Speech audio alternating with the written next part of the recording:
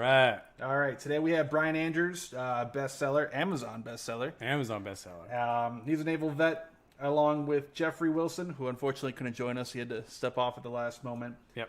But they're two naval vets, and a lot of good stories. We'll get into that kind of stuff. Their newest Tier 1 novel coming out September 1st. And we'll get into all that good stuff. But first, the sponsor, Commando Store. I feel like I'm kind of talk like this to see the screen. Commando. Go ahead, Eric. No, yeah, good. So yeah, Commando Store. So they've, our great sponsor that we've always had for a long time. I think going on like some kind of paratrooper type deal. So they got paratrooper boots. They got some Austrian waterproof Gore-Tex. I think if you want to go out in the woods, I think this is the way to go. They got some Delta Combat boots. They've gotten really big into boots lately. People love the boots, I think. And they get into funky stuff too. Yeah, I mean, you can still optic rises. Yeah, they've always got like little gun mounts and stuff like that, and then they always are selling their long range patrol rations. If you want to know how big it is, it's about the size of, what is that, a smoke grenade? Yeah, smoke grenade, flashbang. So it's a little bit bigger than a flashbang. Yeah, for reference. Yeah, so just pull your flashbang out. You guys can figure it out. Yeah, but that's Commando Store. Commando is spelled with a K. Store.com, and you get 5% off your first order with coupon code TACOPS. No space between that. All right, Brian, thanks for being on. Hey guys, thanks for having me. Yeah, I really appreciate it, man. Got another sub vet on the show, and you guys are. So I really appreciate the authors that do full series of books, right? So you have like Tom Clancy that does all these full series. You got James Bond. Oh, geez, I keep calling him James Bond. Larry Bond. It does. He's got his own series because it's Larry Bond, James Bond. It's a series, whatever. So, and then you guys have written your own series. So I was hoping that maybe you could give us a little background on yourself. What you did in the military, and a little bit about your book series. Yeah, no, that's a great intro. Thanks. Like you said, I am a Navy veteran. I was a submarine officer on the USS Louisville, which was a fast attack Los Angeles class submarine out of Pearl Harbor. She was out of Pearl Harbor when I was on her. And after I got out of the Navy, I did one tour in the Louisville, and then when I got out, I did some entrepreneurial stuff, went into business, and then always in the back of my mind was, had this itch to, write a story, write a novel, and just sort of kicked it around, never really had time, but eventually said, I'm going to start working on this in my spare time. And, over a course of years, I finally finished that first novel. And when you finish a novel, at least when I finished mine, which was back, 2011, I guess is when I finished the first one. The typical publishing model was to get an agent and try to get published at, one of the traditional publishing houses. And I had no idea how to do that. So being a good, nuclear trained officer, I said, well, I got to do my research. So I started going to thriller writers conferences and asking questions and meeting people and trying to sort of get a lay of the publishing land. And at this one particular conference that's really great called Thriller Fest, it's held every summer in New York City. I ran into this other dude who's sort of on a similar, parallel path, and that's Jeff Wilson, and he's also a Navy veteran. And we just became fast friends. And over the next couple years, we were working on our own stuff independently. But every summer in New York, we'd see each other and say, "Hey, what are you working on? I'm working on this. What are you working on? Oh, I'm working on this." And one summer, just so happened, we had both just finished solo books, and we were sort of thinking about what would be our next project. And we got along so well, I just started kicking around the idea, "Hey, have you ever thought about collaborating? Co-authoring something?" And he's like, I don't know how that would work. And I said, yeah, everything we did in the military was collaboration. It's all about teamwork, and I don't see why it couldn't work. So we sort of kicked around this framework and kind of brainstormed an idea, and said, you know what, if we'll just try it, we'll write 4 or 5 chapters, and if it's working, great. If it's not, no hard feelings. Like, we just go our separate ways, and so be it. And we started that first book, and that first book was Tier 1, which is the introductory book in the series that you mentioned. And it was like just this very natural, exciting, like super fun experience, because writing can be quite lonely, trying to do it by yourself. And when we started working together, it was just fun, and everything took off from there. That's got to be difficult to write with 2 people. Maybe it's just the way I work. I feel like it would be difficult. Like, does one person write one word, the next person writes the second word? Probably not. Right. But it seems like it would be difficult. But you guys have found a way to make it work, huh? Yeah, so I think there are some other co-authoring teams. We've been on some panels with other co-authors, and everybody has their own, structure and method.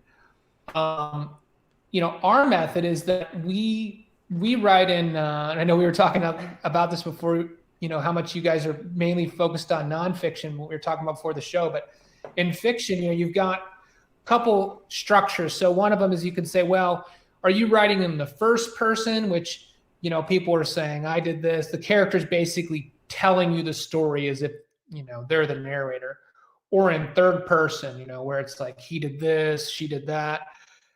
So we write in that third person multi-point of view structure. So we have multiple characters that you get inside their head throughout the course of the book. And that really lends itself to co-authoring, because what we do is we just divide up the chapters by point of view. So let's say we have 4 point of view characters in the book. We'll outline the first act of the story, and we'll say, okay, Jeff's going to write chapters 1, 3, 7, 8, 9, 13, 14, and I'm going to take the others. And as we're writing, we're just passing the material back and forth, so we get to see what the other guy is doing. That's interesting. Huh. So does he write his whole section and then send it to you, or does he just kind of mix it around and throw it to you? Or after every chapter, we send it to the other guy to look at, because the story still has to make sense sequentially.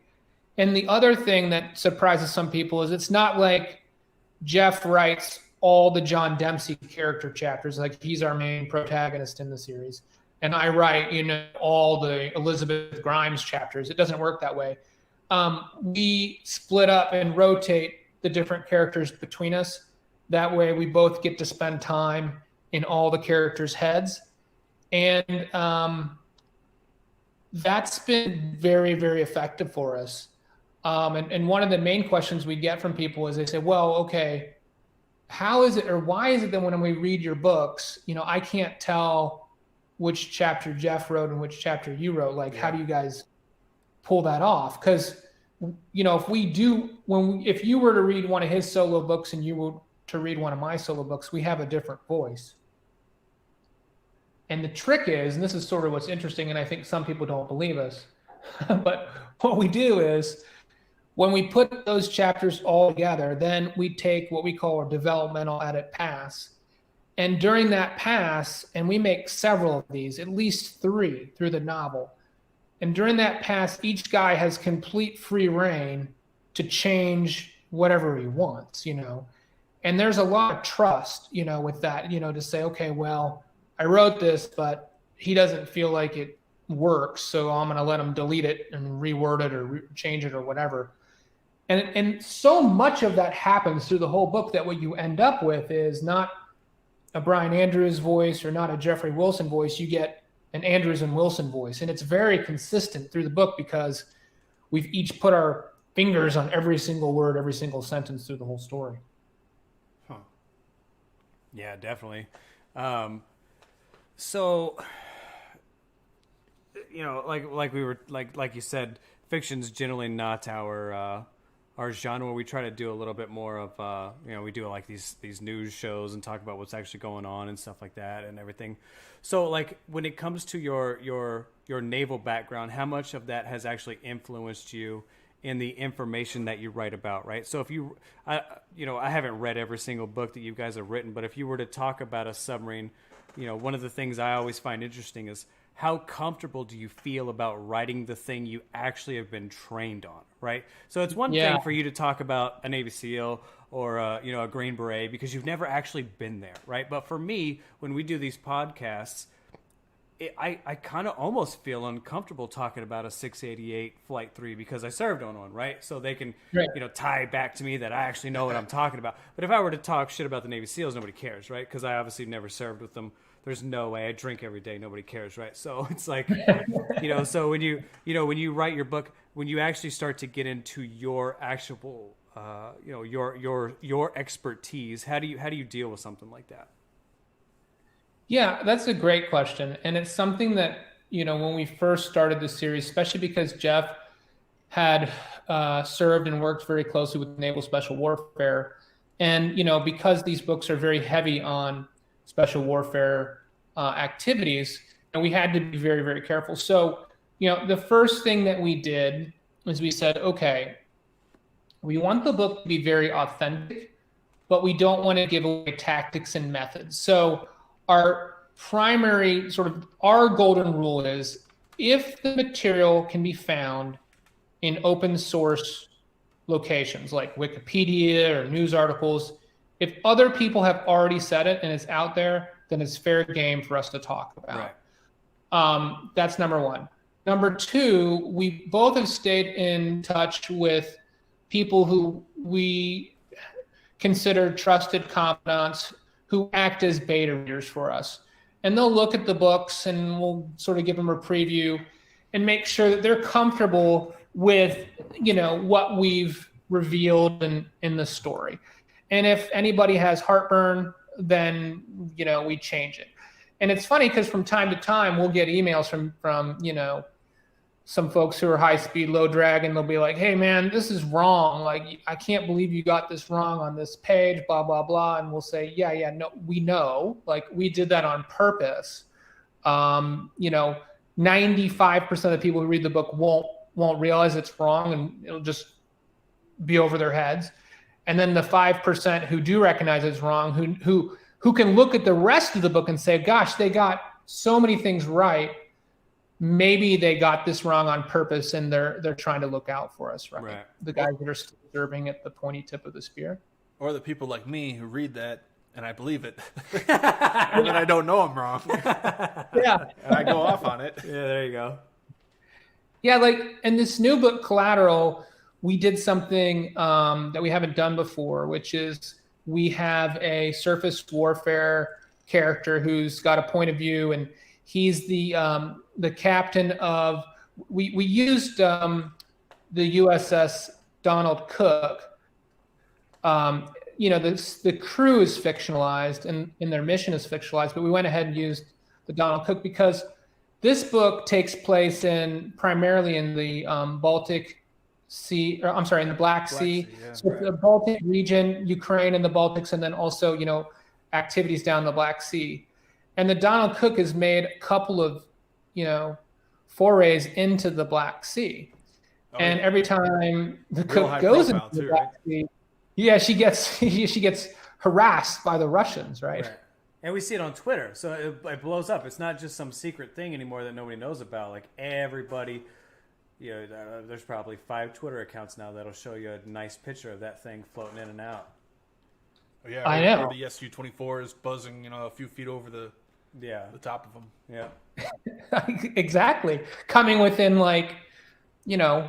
50 feet of the bridge wing, shit like that. Yeah, and this is only 6 hours after it happened too. This isn't like you get this a month later from some press CNN release or something, and it's all sanitized. Like this is the Navy's completely changed their view on letting a lot of this out, so you get it all live. Sorry, not to you cut get you it all off, live, but yeah. Yeah, no, it's incredible. So we sort of wanted to pay homage to the actual sailors on the Cook who have dealt with that stuff, and having been a submarine guy, to think Eric knows this well. We have this joke or this expression, right? Like in the Navy, there's only 2 types of ships. There's submarines and there's targets. Yep. Right.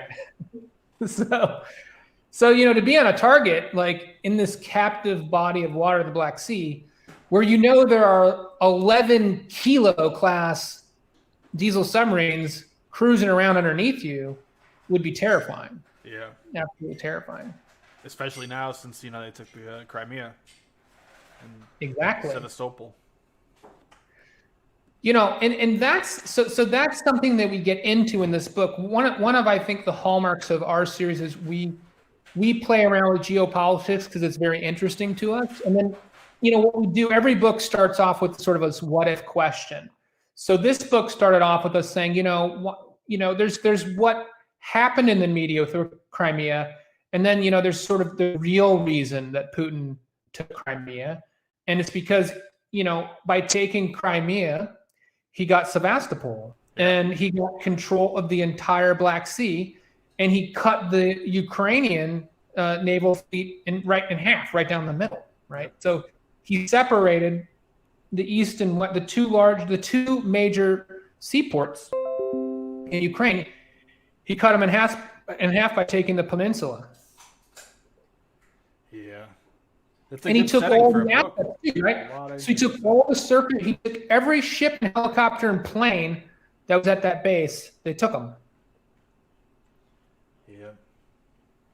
And then they also regained a lot of their. So the Soviet Union had a lot of anti-ship missile batteries on the coast, so that they can threaten NATO ships sailing through there. So they got a hold of those again. And they've been showing a lot of videos of them testing missiles, launching them out into the Black Sea. Yes. So what we did in this book is we just said, okay, well, we saw how Putin took Crimea. We've seen what's going on in eastern Ukraine with the Donetsk and everything. The little green men pushing. So we just said, there's always been this Nova Russia narrative that Putin has played around with. He just, from time to time, he'll just float this comment about Nova Russia. So we just said, well, what would he do if he really wanted to reclaim all of Nova Russia, basically split Ukraine in half, and take it back all the way over to Moldova? How would he do it? So that's what this book is about, and sort of what the U.S. does to counter that. It's nice to have like the actual ships and stuff of the area in there. I think that's what, set the Hunt for Red October apart it was realistic enough, right? Like they worked with the Naval Institute. Tom Clancy never served in the Navy, but, he did enough research with credible sources that it really set itself apart from everything else just on the fact that it was just real. Like, I love Hunter Killer. It's a cool movie, but it's so dumb in some parts, right? Like, we don't just yell fire in Control, right? Like, there's just this little small shit that it just doesn't make any sense. And you didn't even have to put that in there. Like, you didn't have to do that. Like, you did it for drama and it looks dumb. Like, you're over dramatizing it. And it's already interesting enough. Like, everything we do is the most interesting thing ever. You don't have to make it so much more interesting. Just cut out the stupid shit where we're just sitting around talking about dumb stuff, Yeah. Yeah, no, I get you, and that's where we feel like the authenticity is very important. So, and I think if you have served, ways to create, and this is I guess the key point.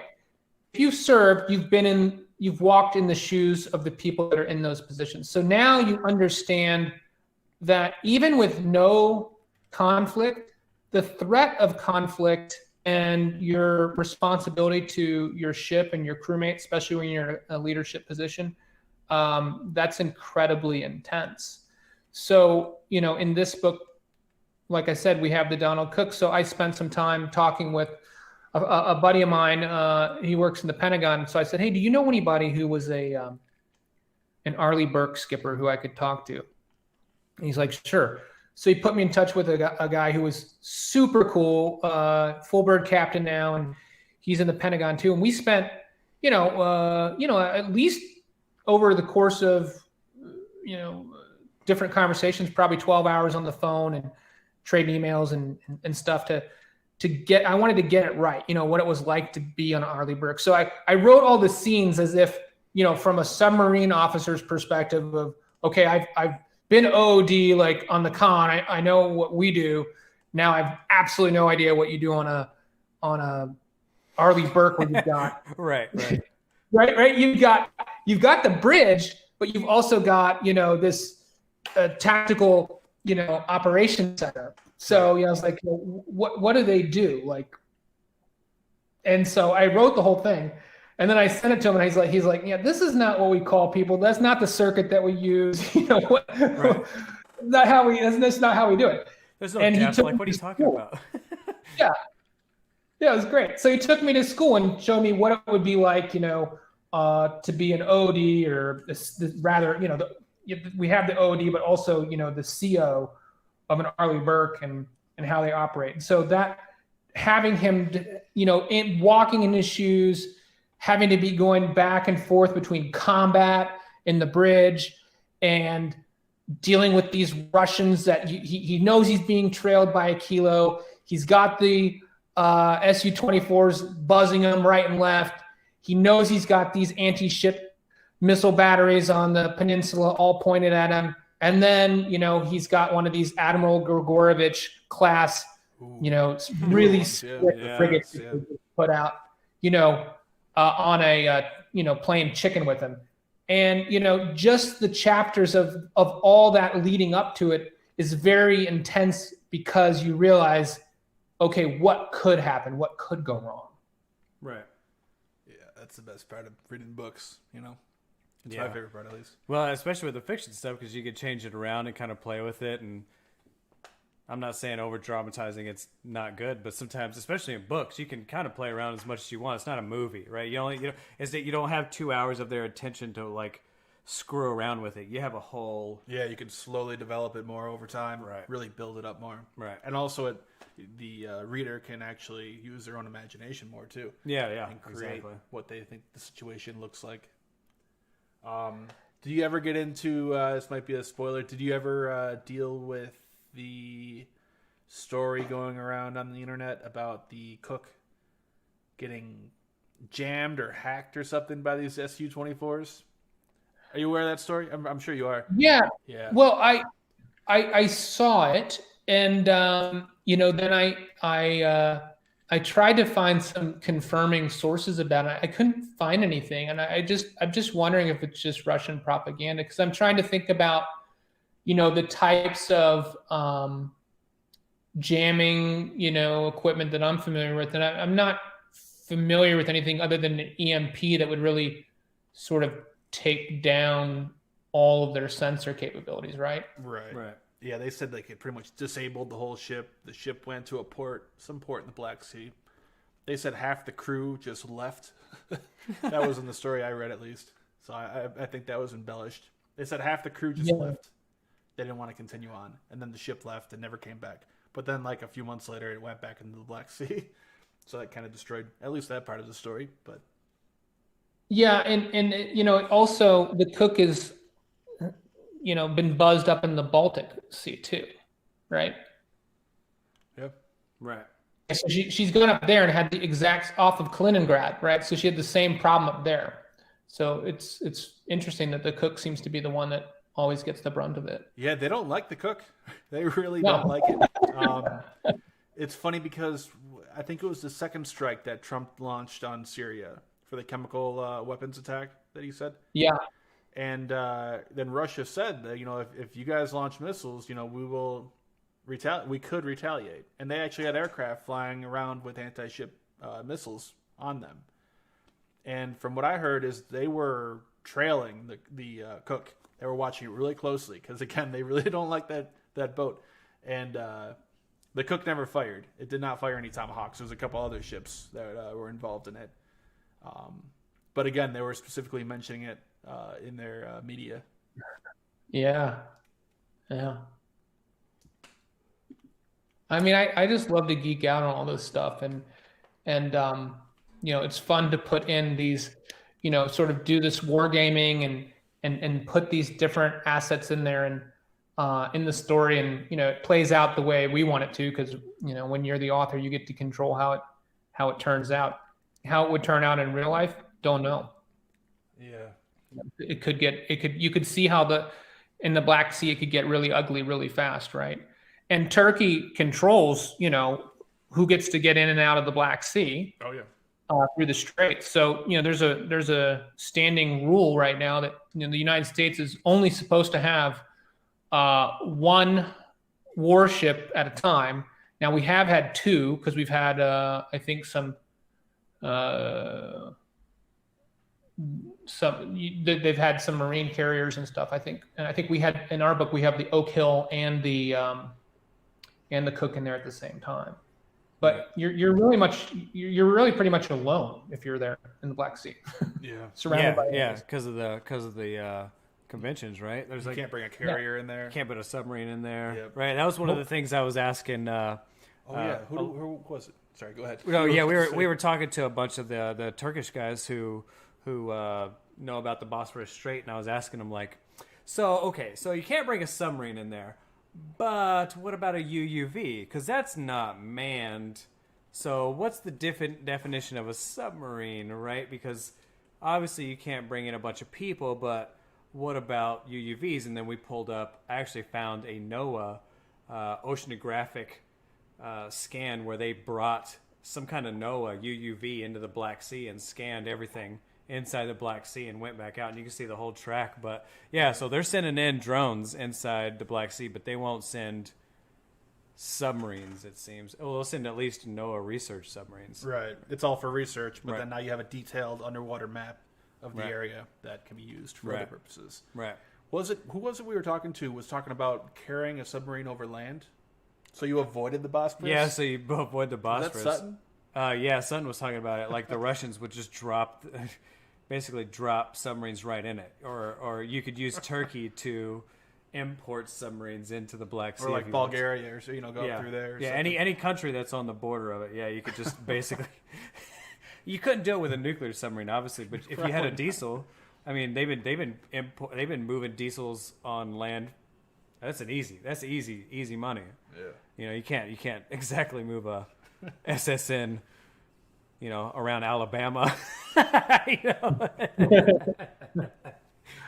I mean, but maybe the United States collapses and Coke buys all of our submarines like Russia. We end up with the Pepsi fleet. Yeah, I was surprised how many kilos are in the Black Sea. How many are there It's right just- now? Like There's 9. 9? Is I was there going to say really? like 4 or 5. Oh, I thought it was only like 6. Wow. 9. Yeah, no, they just keep building them. You couldn't operate in the Black Sea without being. Tracked. If you had a destroyer in there and they fired missiles, they'd be sunk so quickly. Yeah, I've heard, and maybe you can tell me if this is right or not. For submarines, for the most part, you have to assume a 1-to-3 ratio. So for every 3 submarines you have, 1 can be deployed. The other one in maintenance, the other one between deployments. Right. So if you have 9, that means you would probably have 3 out there deployed at any given time. And you think they're just kind of spread across the Black Sea then? Well, I think that's accurate unless there's a conflict, in which case you could quickly stand up, Right. Yeah. the other 3, that just got back, and you could send them all out. Right. I mean, the Black Sea's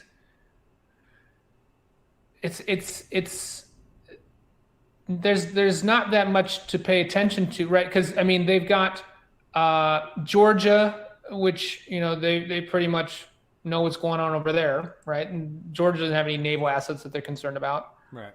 And then you got Bulgaria, and then you got Turkey, right? So I mean, really, I think that the whole thing is just keeping an eye on the Ukraine and Romania, for the most part. Right. Yeah, it gets really shallow up there. I didn't notice that. We have a map. We actually have Google Maps pulled up, and I like it because it'll give you a depth of whatever area you mouse over, and it gets pretty shallow. Yeah, it's like when they had A couple when they hundred had feet that at most. when they had that skirmish in the Sea of Azov when they blocked the.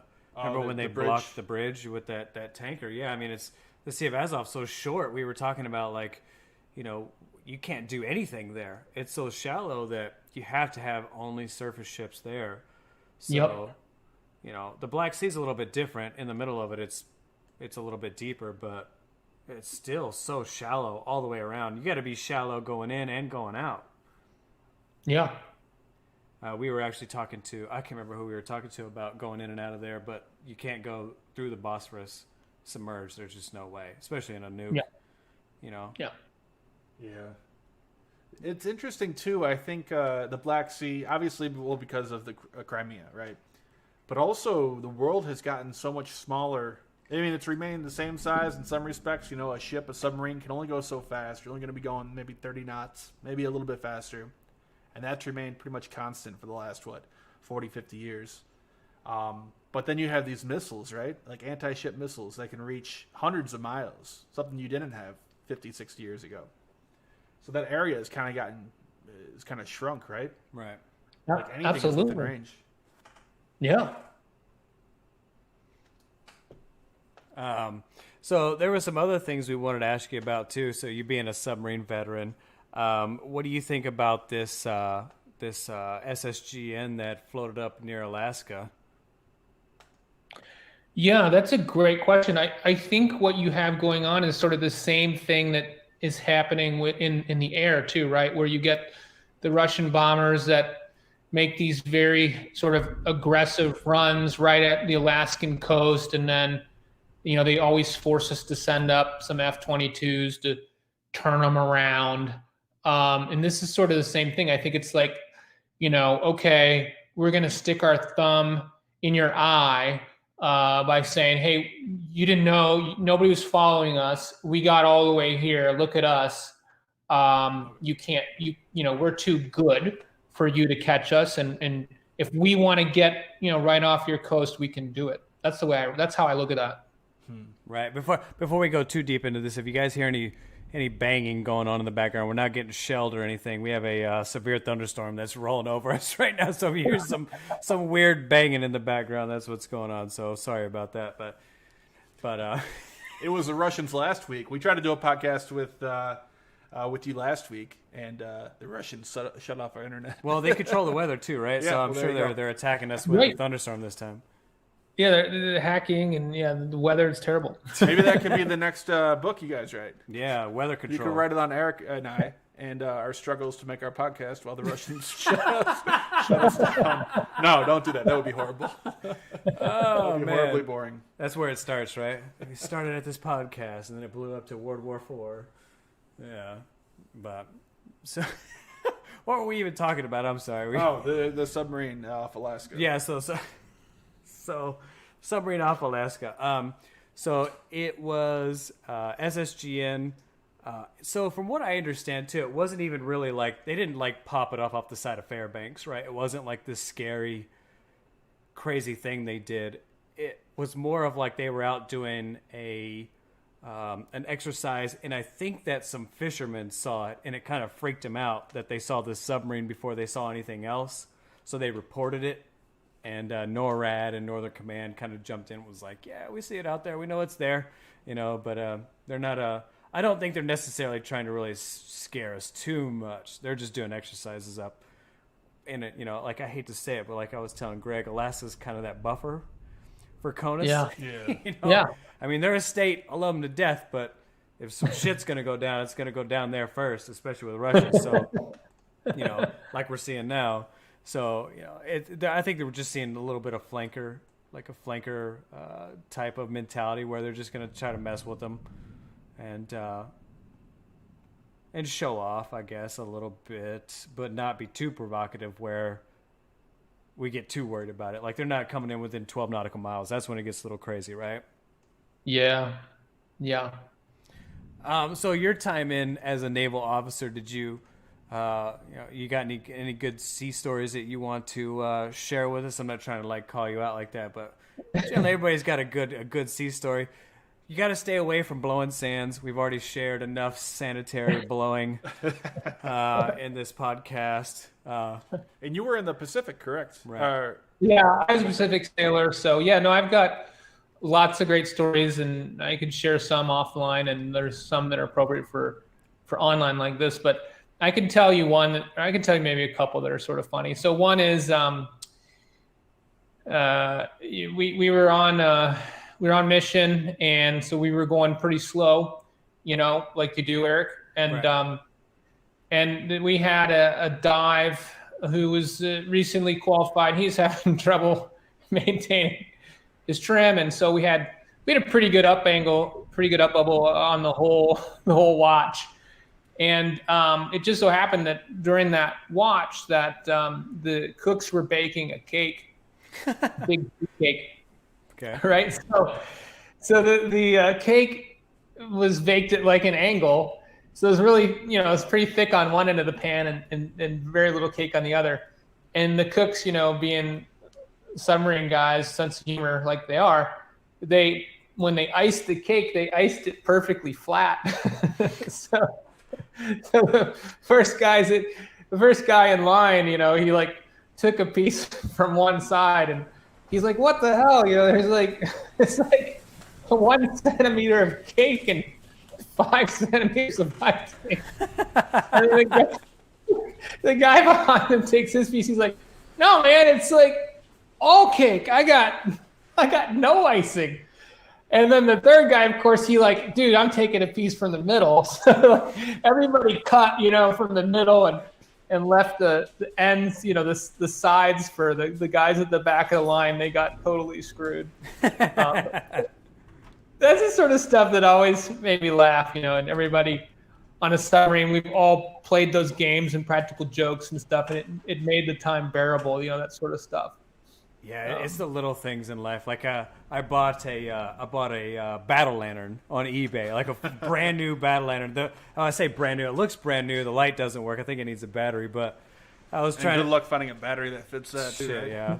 But I was telling Greg about how as a submariner as a fast attack submariner, I was an A-ganger. So we had a battle lantern in the back corner of the machinery room, right? So if you wanted to kind of assert your dominance on the submarine, you would go down to the machinery room and you would try to grab that battle lantern from the A-gangers. And generally the A-gangers are bigger, kind of Rowdier. Yeah, I think that's a good word for it. I don't know where to go with that. So many bad stereotypes I could throw out there, but yes, very rowdy, very upbeat, don't mess with my shit type of people. And we would have battles where all of EDIV or all of the torpedo men or all of the Navy Ts would come in and they would rush the machinery room while we're in there and try to grab this battle liner. So it'd be like a 6-on-6 battle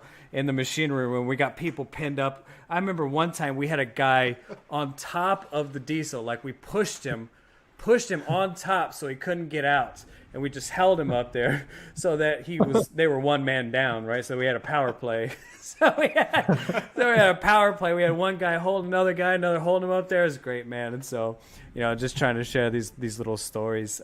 One of the things that I've been talking about online is trying to save some, specifically for me, submariner stories, sea stories, to save and put like on an actual USB. And actually store it at the Naval Museum in Washington. I think they're pretty cool with it. They seem to be okay with it. So, anyways, just like throwing that little test out there, not trying to like call you out on your sea stories or anything. Oh no, I love it. I was a DCA for one of my rotations. I was DCA, and I had this great first class. He was my LCPO, and the chief, the A Division chief, he was on the Rhodes Scholar Program. Remember that? No, I don't know what that is. Rhodes Scholar Program? The retired on active duty program. Oh, right. You're right. So this guy, my MM1, like he did everything, and he was awesome. But I remember one day I see him, and he just sort of looked a little pale, and I was like, dude, what? You're not. He was always so funny and joking around. And he just didn't look himself. I said, dude, what's going on? You don't look so good today, Smith. And he's like, yeah. He's like, I'm not feeling very good. And I was like, oh, well, maybe you should see the doc. He's like, no, it's not really that. He's like, I don't know if I should talk about it. And I was like, well, whatever, it's up to you. He's like, well, like, I'll tell you. He's like, I haven't taken a crap in over a week. And I was like, dude, I don't know if I can help you there, but I mean, sorry. He's like, yeah, no. He's like, I'm really backed up and I don't know what to do. And in this case, it turned out that old chief, he did have a solution. He told him to drink, I think it was 2 tablespoons of lube oil. What? Yeah. So the next time I see that MM1, he was sprightly. He is smile back. He's moving around, and I was like, dude, you must be feeling better. He's like, oh yeah. He's like, Chief told me what to do. He told me to take a couple tablespoons of lube oil. I was like, did you actually do that? He's like, oh yeah, I did. And he's like, and Eric, you remember that the shitters were metal, right? Yeah. Yeah. So this is a typical tall tale sea story. He's like, yeah. He's like, I took a couple tablespoons of that lube oil. He's like, and 15 minutes later, he's like, I did it on watch. He's like, and then 15 minutes later, my stomach's like,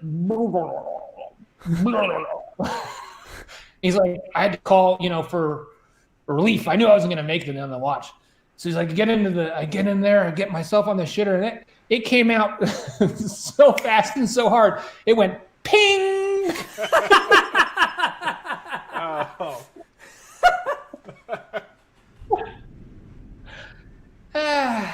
Good one. Oh my god, that's a good one. Oh man, yeah.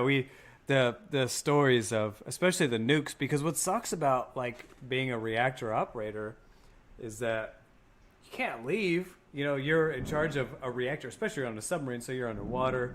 You're in like this $1 billion piece of equipment. You can't just like walk away from the reactor, right? So, sorry, you shit yourself. We're going to do our best to relieve you. But, the horror stories are, generally if you're on watch, the guy who just got off watch will stay awake.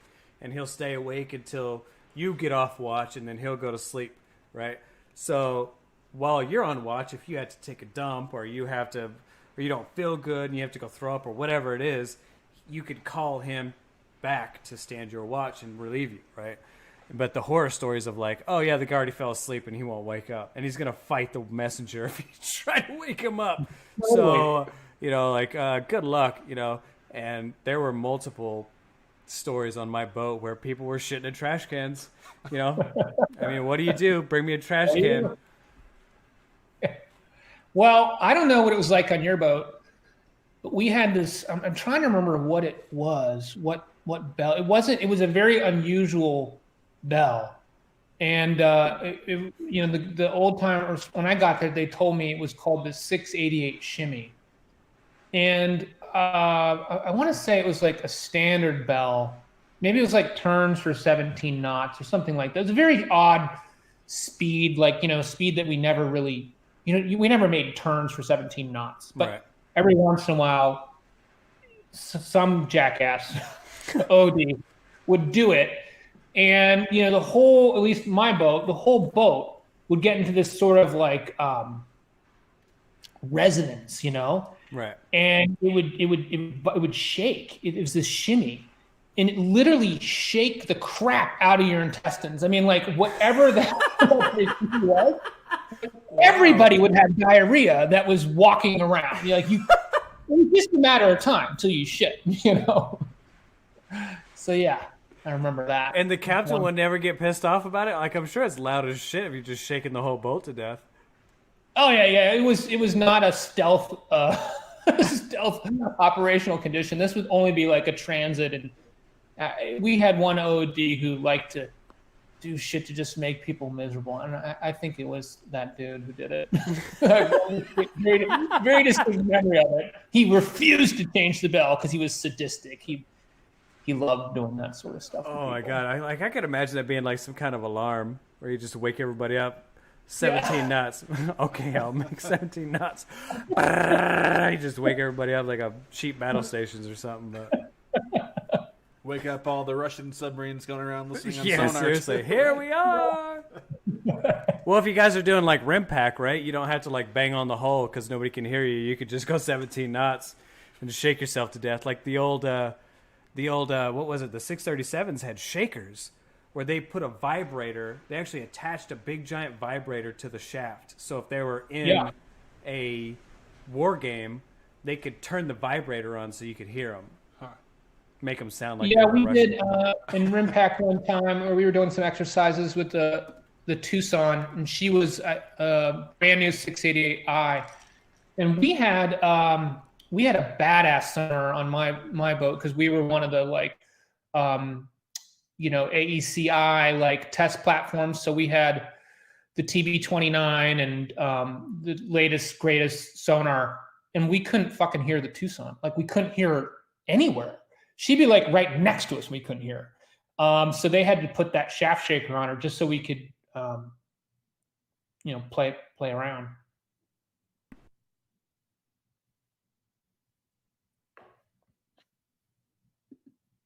Did I lose you guys? Oh, sorry. I thought I pushed the button. I guess now I muted it because it was getting loud with these thunderstorms. But every submariner that I've ever met, it seems like they always have that same story. We go into a war game, they can't find us. Tell the torpedo room to send the torpedo man down to the bilge and bang on the hull with a dead blow or a hammer or whatever so they can find us. And it's not just American submarines, too. It's Swedish submarines. It's, the Korean submarines. It seems like almost every, even diesel boats that I've seen, they have a picture of a carrier through a scope. Maybe they got it through nefarious terms, but apparently, supposedly, quote unquote, it was through a war game. So, it's funny. I always knew that it was weird to like bang on a hull. I didn't know that submarines were that good, but to actually build a machine that you attach to the side of the shaft to make noise is unreal to me. It just shows the huge gap of capability between submarines and surface ships. And talking to Greg, one of the sponsors he has is World of Warships, and they've been trying for 3 years now to incorporate submarines. Can't do it. Every time they put a submarine in there, it just wipes the map. It's just a dude there by himself, and it's over. It's just that gap, even today, is just still so unreal to me. And it really, when I got my Dolphins, I was proud. But now that I've actually kind of compared it being out of the military and seeing all of it, I feel 1,000 times more proud of having those Dolphins, because now I get it. Because they don't teach you about like what the Russians really are unless you're a sonar tech. I'm an A-ganger. They don't show me shit besides how to start a diesel. But now I really get it, and it's really interesting, and especially talking to you, who can take that and roll it into a fictional story, and make it not just, a story about blowing sands on his face. It's an actual story about somebody actually doing something great with it. Yeah, I always, it's interesting that you mentioned that. Like, I always thought it was strange how, the whole crew is not read into everything that's going on, So as an officer, I was in the wardroom, I was read into, 95% of what was going on.